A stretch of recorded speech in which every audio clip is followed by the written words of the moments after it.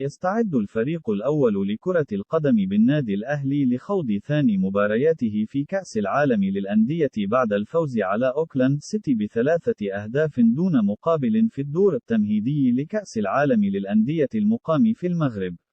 وسيلتقي النادي الأهلي مع فريق سياتل ساوندرز الأمريكي ضمن منافسات الدور ربع النهائي لبطولة كأس العالم للأندية يوم السبت القادم 4 فبراير في 7:30 مساء بتوقيت القاهرة، 8:30 بتوقيت السعودية وقطر، على ملعب ابن بطوطة بمدينة طنجة بالمغرب. وستذاع المباراة عبر القناة الرياضية المغربية وقناة SSC السعودية. وفي حالة فوز النادي الأهلي في هذه المباراة سيضرب موعدا مع ريال مدريد الأسباني في نصف نهائي كأس العالم للأندية. وأكد طبيب الفريق أحمد أبو عبلة على جاهزية محمد هاني للمباراة القادمة، وذلك بعد تعرضه لكدمة قوية في العضلة الأمامية في مباراة أوكلاند سيتي الأخيرة.